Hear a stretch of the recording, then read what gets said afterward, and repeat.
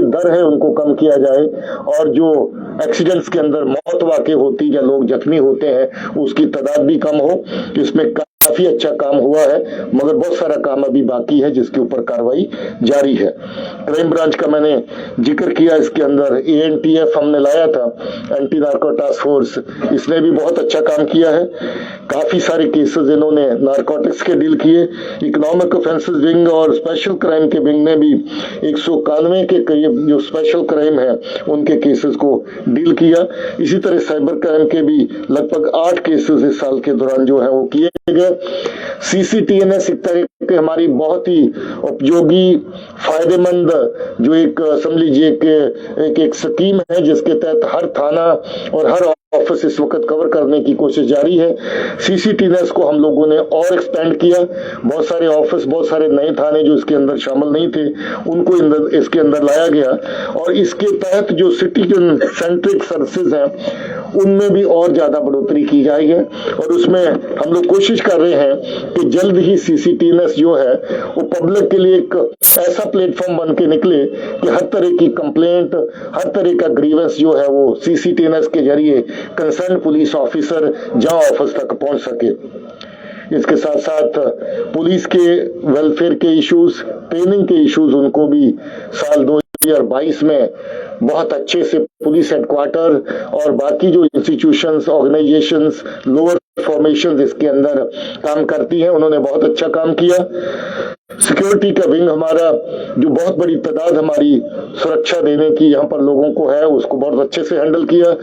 बहुत बड़े VIP visits Delhi से और बाहर से रेगुलर होते रहते हैं, उनके लिए सुरक्षा के बहुत बड़े इंतजाम किए गए और बड़ी बड़ी इवेंट्स जो खासतौर पे नेशनल इवेंट्स जो है ऑर्गेनाइज हुई और उसके अंदर सिक्योरिटी विंग का बहुत बड़ा काम जो है वो रहा है।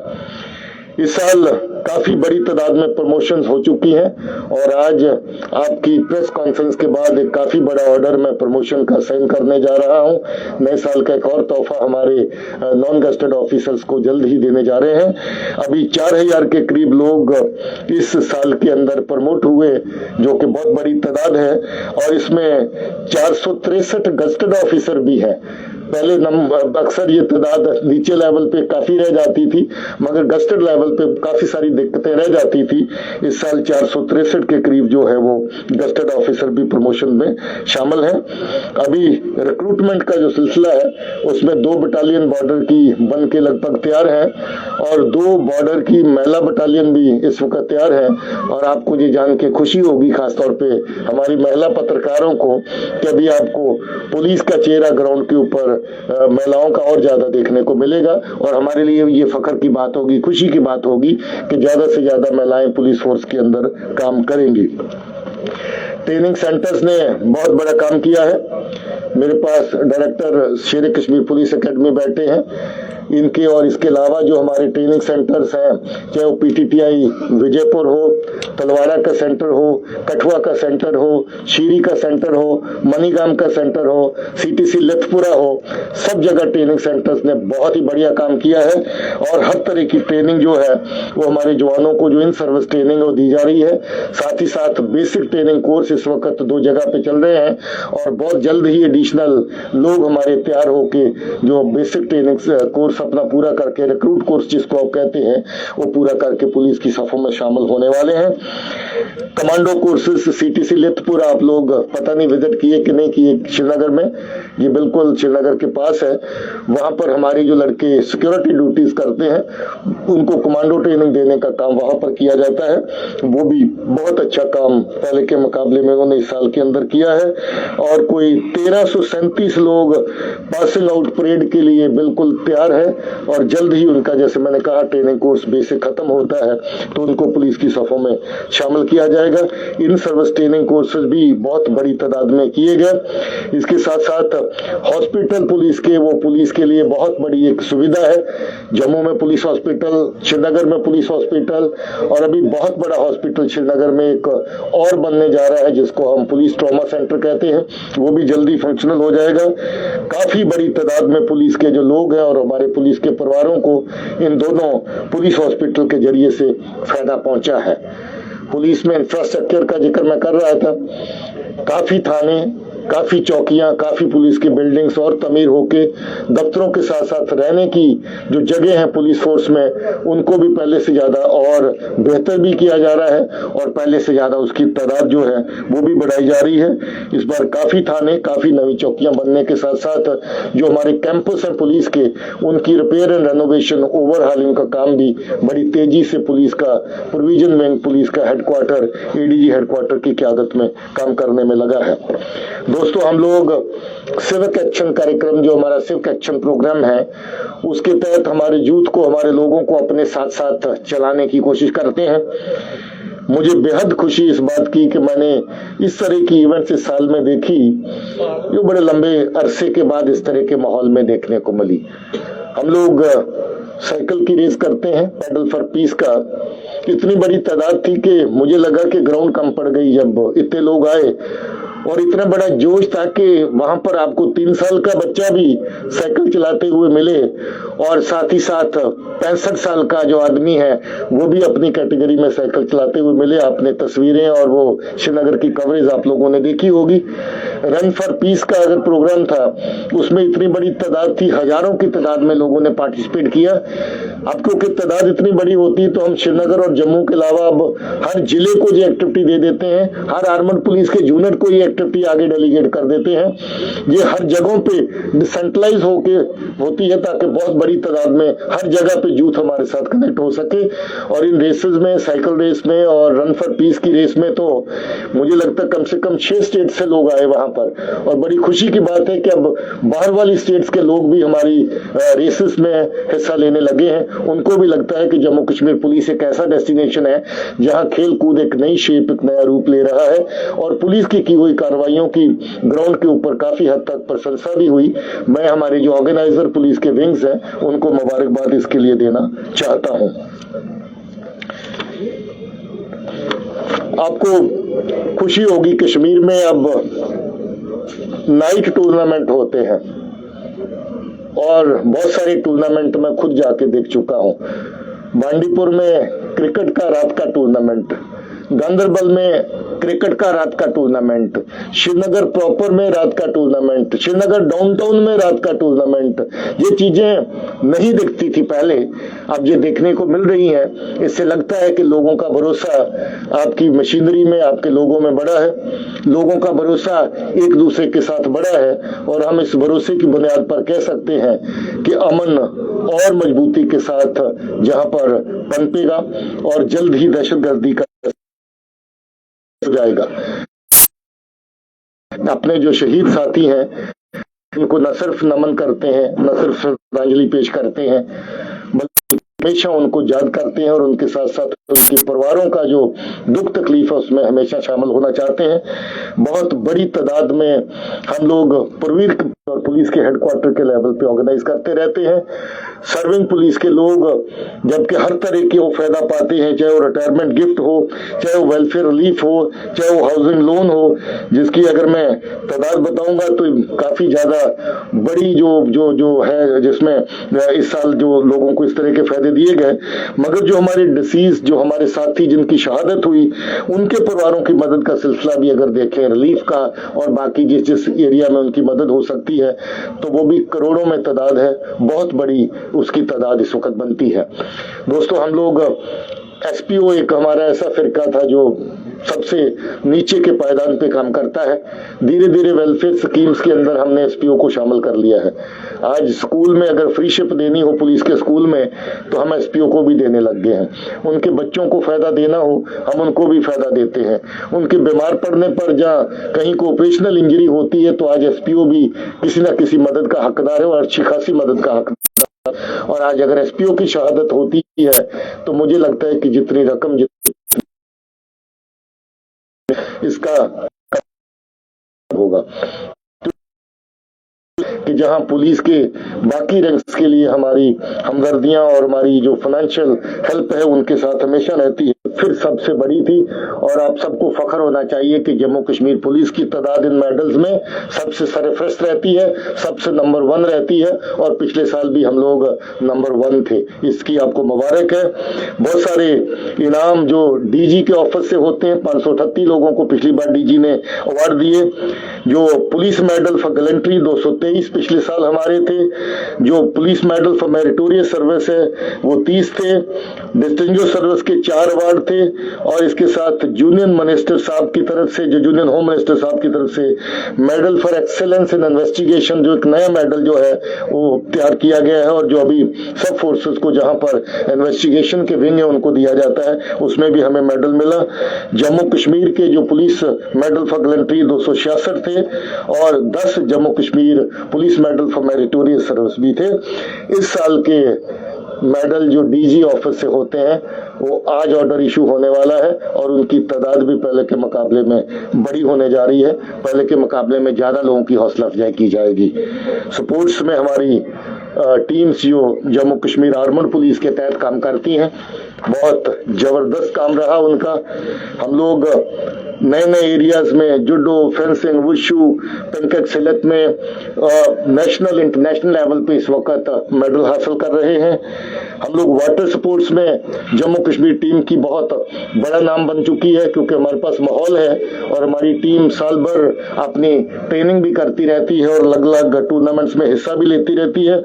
बॉक्सिंग और रेसलिंग में हमारी टीम्स ने बहुत अच्छा all India police wrestling cluster के अंदर काम किया और इसके साथ साथ हम लोग अपने नौजवान बच्चों के लिए जो काम करते हैं, जिसमें शुदा आसमान में सीएपी के तहत भूल गया, उसमें हमारे बच्चे अब नेशनल लेवल पे परफॉर्म करने के लायक हो गए हैं। इस तरीके से मैं आज की जो मोटी मोटी बातें जो आज के पूरे साल के लेखे जोखे की हैं उनको लगभग पूरा कर चुका हूं। अगर कोई ऐसे सवालात आपके जेन में हो जो इसके बाहर आप समझते हैं कि जरूरी है, आप पूछ सकते हैं। सर, आपने कहा कि जो टीआरएफ है वो एलईडी और ईवीएम का एक माउथपीस है और टीआरएफ की तरफ से लगातार एम्प्लॉइज है। कल भी एक थ्रेट आया, लगातार 5 बार थ्रेट्स आए। आप इन थ्रेट्स को कैसे देखते हो? क्या लगता है आपको कि क्या करने की जरूरत है? पुलिस इस बारे में क्या कर रही है? मैंने जैसे पहले कहा कि जब किसी हैवान के खून मुंह लग जाता है तो उसको खून चूसने की, खून बहाने की आदत हो जाती है। ये ऐसी ऑर्गेनाइजेशंस हैं जिनका जिक्र हम कर रहे हैं, 3 साल खून बहाने का इन्होंने ठेका ले रखा है। कि आका बैठे होते हैं, चाहे वो आईएसआई की तरफ से हो, चाहे फिर बाकी लोग जो जम्मू कश्मीर में दहशतगर्दी को जिंदा रखने और इसको चलाने, असल में वो कार्रवाई लश्कर या उसके साथ जुड़े हुए लोग, जैश या उसके साथ जुड़े हुए लोग करते हैं। हम लोग इस तरह के बहुत सारे मॉड्यूल्स, बहुत सारे नेक्सस उनको बेनकाब कर चुके हैं। काफी सारे केसेस इस वक्त हमारे जेरे तफ्तीश हैं, कुछ केसेस हम चलान भी कर चुके हैं जहां आर के इस तरह के लिंकेज पूरी तरह एस्टेब्लिश होते हैं। किस तरीके से दहशतगर्दी की कार्रवाइयां जहां पर अंजाम दी है, मैंने कहा कि उन करने के लिए जैश और लश्कर का नाम इस्तेमाल करना शायद ठीक नहीं है, इसलिए इसमें भी हम लोग कानूनी कार्रवाई कर चुके हैं और आइंदा भी इस तरह की कार्रवाइयों के खिलाफ सख्त एक्शन लिया जाएगा। जो आपने थ्रेट का सिलसिला कहा, मैंने कहा ये एक दहशत को जिंदा रखने का, फियर फैक्टर को जिंदा रखने का और एक तरीका है। क्योंकि ऐसी धमकी आप देते हैं, कहीं ना कोई ऐसा वाकयात जमीन पे भी पेश आता है जहां पर किसी माइनॉरिटी ग्रुप के मेंबर को या नॉन लोकल लेबरर को, जिसको अलग अलग तरह के नाम दे करके उनको टारगेट किया जाता है। सेटलर है, जम्मू कश्मीर में अपना ही रहने वाला हो गया, ये फैसला करेंगे बैठ करके ये लोग। इसलिए इस तरह की वो गलत नरेशन जो है पहले पैदा करते हैं, जिससे इस तरह की कार्रवाइयों को कारोबार में मदद करता है। वो सेटलर कैसे हो गया, उसके शायद पास, बेचारे के पास शायद एक कमरे का रहने का ढंग का कोई कहीं कहीं इंतजाम भी नहीं होता है। तो इस तरीके से मैं जितनी भी कार्रवाइयां पीछे हुई, नॉन लोकल लेबरर के खिलाफ जो कार्रवाई हुई, उनको अगर आप एनालाइज करें तो किसी के घर के सहन में कहीं एक टूटे कमरे में रहता है, कोई 3-4 लोग मिलकर के जो मजदूरी करते हैं, कहीं एक टूटा शेड किसी का बाहर किराए पे ले रखा उसमें रहते हैं, जिनको सेटलर का नाम देके टारगेट किया जाता है। सो इस तरह की जो नरेटिव है वो बिल्कुल मोटिवेटेड है, बिल्कुल फाल्स है, बिल्कुल जो मिस्चीवियस है, और इस तरह के नरेटिव के तहत टारगेटिंग करना जो है वो एक इनका काम बन गया है, जिससे एक डर का माहौल पैदा किया जा सके। मैंने आपको पहले ही बताया कि इस तरह की कार्रवाइयों में जितने भी मॉड्यूल शामिल थे, एक केस को छोड़ करके सबके सब मॉड्यूल हम लोग खत्म कर चुके हैं और खत्म करते जाएंगे, छोड़ेंगे नहीं। चाहे उनका कहीं से भी साजिश बनाने का सिलसिला हो, कहीं एग्जीक्यूट करने वाला बंदा कहीं से भी शामिल हो। अभी जो धमकियां फमकियां, ऐसा नहीं कि सिर्फ मिनॉरिटी के खाते में, कभी पुलिस के खाते में, कभी फोर्स के खाते में, जो काम करता है, जो जमीन पे चलता है, उसको सब किसी को थोड़ा बहुत खतरा ऐसे माहौल में रहता है। सड़क पे चलते अगर एक्सीडेंट का खतरा हो तो सड़क पे चलना बंद किया जा सकता है क्या? कल को कोई इस तरह की धमकी दे के अपना घर पे बैठ जाओ तो घर पे बैठ जाएंगे क्या? हमें तो कार्रवाई करनी है उसके खिलाफ, और वो कार्रवाई हम कर रहे हैं, और वो कार्रवाई और सख्ती से करेंगे। शिवराज वाला जो मामला है, एक सवाल मेरा है, मिल्टन पे आपने बहुत काबू पाया हुआ है, अगर ट्रैफिक हादसों पे रोज मृत्युएं होती है, मरते रहते हैं, इसके ऊपर कोई लगाम नहीं लगाई जा रही है, क्या वजह है कि ये ट्रैफिक के खाते में ट्रैफिक डिपार्टमेंट बेलगाम नहीं है, बल्कि ज्यादातर ड्राइवर बेलगाम होता है। मेजॉरिटी अगर एनालाइज किया जाए इन केसेस को जो एक्सीडेंट के होते हैं, तो उसमें ह्यूमन फैक्टर आता है, टेक्निकल फैक्टर बाद में आते हैं, और ह्यूमन फैक्टर में ड्राइवर खुद शामिल होता है। आजकल नए नए साधन बन गए हैं नई गाड़ी खरीदने का, बैंक से लोन उठाया, गाड़ी ली, परिवार को साथ बैठाया, गाड़ी सीखी नहीं है मगर परिवार को पहले साथ में बैठा लेते हैं गिड़ी के लिए, और बाद में पता चलता है गाड़ी चुनाव में चली गई। तो मैं ये समझता हूं कि जहां ट्रैफिक के साथ ड्राइविंग का जो निजाम है, ड्राइवर काबिल है गाड़ी पे बैठने के नहीं, उसको चेक करना ज्यादा जरूरी है। रोड इंजीनियरिंग के इश्यूज हैं, क्योंकि हमारी सड़कें नए सिरे से तमीर हो रही हैं, कहीं कहीं वो एक इश्यूज हैं जिनको अभी एड्रेस किया जा रहा है, पहले से और बेहतर हो गई हैं रोड्स हमारी, मुझे उम्मीद है कि और ज्यादा हो जाएंगी, वो इश्यूज हैं। और जहां तक ट्रैफिक रेगुलेशन का सवाल है, ट्रैफिक रेगुलेशन जैसे मैंने कहा पहले से बेहतर हुई है, उसको और बेहतर करने जा रहे हैं। एनकाउंटर है सर, उसकी जांच कहां तक पहुंची है? मिलिटेंट्स के बारे में तो पता लगा कब आए थे, और जो ड्राइवर है उसकी तलाश कर, उस केस में तफ्तीश जारी है, और कुछ एक बड़े इंपॉर्टेंट क्लूज के ऊपर पुलिस काम कर रही है, जिनको अभी बहरहाल शेयर नहीं कर सकते हैं। मगर आपको ये बता दें कि ये जो ग्रुप पार से ही आया, इसका अंदेशा जो पहले हम समझ रहे थे, लगता है कि पार से आने का कोई ताजा ग्रुप हो सकता है, और इसमें जो पहचान थी, कोई ज्यादातर जो लोग हैं उसमें वो लग रहा था कि पार के ही रहने वाले हैं। इसमें कश्मीर पुलिस कर रही है।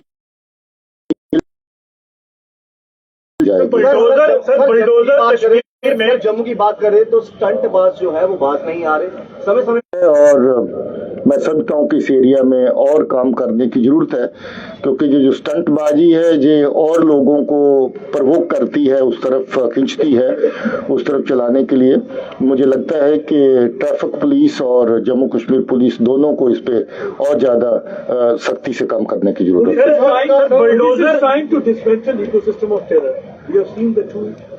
main steps being taken. First it was Ashik Mahmood, now Ahmed Khan's house. When it will be Sayyid Salahuddin's house? Day is not very far. And the second question is, Sayyid Salahuddin is India's most wanted, and he continues to bring India housing drugs after so many years. Any efforts being made to get back Sayyid Salahuddin? Got in touch with Interpol to get back Sayyid Salahuddin, Ashik Mahmood, Ahmed Khan, and many others, like 100 of those Kashmiri terrorists who are sitting in the lap of ISI and continue to target Kashmiris and kill. See, many of them were earlier sitting in Pakistan and carrying on terrorist activities, but they were not brought into the ambit of certain legal provisions wherein you could take strict action against them. Now, many of them, rather most of them, their dossiers have been prepared. Most of them have been notified as individual terrorists, and as individual terrorists, further action against them will follow.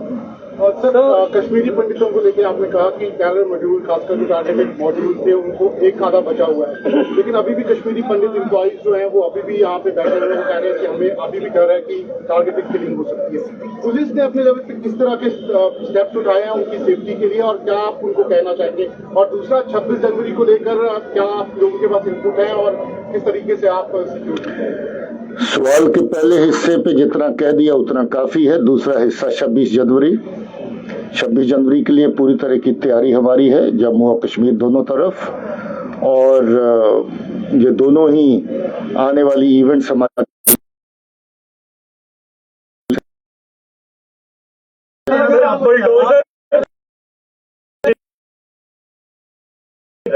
आपको क्या लगता है कितना successful रहेगा खास तो खत्म करने? देखिए, बुलडोजर एक पनेशिया नहीं है कि आप इसको जहां मर्जी लेकर। Not being allowed to leave the country. What is your take on this, sir? You see, that must be a personal perception.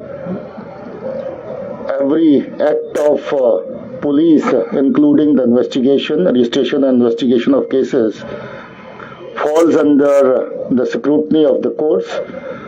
We are open to any kind of scrutiny, so therefore no further comment in this regard. आपने 2023 में mission zero terror की बात कही है, और जिस तरह से हमारे सुरक्षा बल आतंकवाद का सफाया कर रहे हैं जम्मू कश्मीर में, तो क्या ऐसा माना जाए जो आतंकवाद है वो back and in Jammu Kashmir? देखिए, जीरो टेरर का मिशन जो है उस तरफ काफी ज्यादा प्रोग्रेस हुई है, और जैसा कि आंकड़े आपके सामने, फिगर्स जो मैंने शेयर करी है, इस पे और काम करना बाकी है। सबसे बड़ी बात इसमें आवाम को क्रेडिट देने की है, आवाम को मुबारक देने की है, जो हर महल्ले पे, हर जगह पे हमारा साथ देता है। और मैं आप सबके जरिए से अपने लोगों को इस बात के लिए शाबाशी भी कहना चाहता हूँ, मुबारक भी देता हूँ, शुक्रिया भी कहता हूँ कि वो हमारे साथ हैं। देखिए, आज अमन में अगर देखेंगे तो सबसे बड़ा फायदा किसका है? हम लोग देखते हैं कि हर माँ बाप को फिक्र होती है कि उसके बच्चे सलामत रहें, हर कारोबारी को फिक्र होती है कि उसका कारोबार अच्छे से चले। इस पूरे साल का लेखा जोखा जब हो रहा था तो एक भी दिन की ब्रेक आप हड़ताल के खाते में नहीं डाल सकते, एक भी दिन की ब्रेक आप लैंड ऑर्डर को एट्रीब्यूट नहीं कर सकते। तो बिना ब्रेक आपका बच्चा पढ़ रहा है, बिना ब्रेक आपका कारोबार चल रहा है, बिना ब्रेक आप हर वो एक्टिविटी कर रहे हैं जिसको आप करना चाहते थे। यहाँ तो लोगों की शादियां कैंसिल हो जाती थी, शादी की डेट निकालते थे मगर शादी के दिन शादी नहीं कर पाते थे, रात को कहते थे कि नहीं आज हालात अच्छे नहीं है, थोड़े दिनों के बाद अगली डेट बताएंगे। आज ऐसा हो रहा है, तो मैं लोगों को मुबारकबाद देता हूं कि हमारे साथ हैं, और अपने फोर्सेस को, अपने पुलिस को मुबारकबाद देना चाहता हूं कि अच्छे काम की वजह से एक भी ब्रेक का दिन आज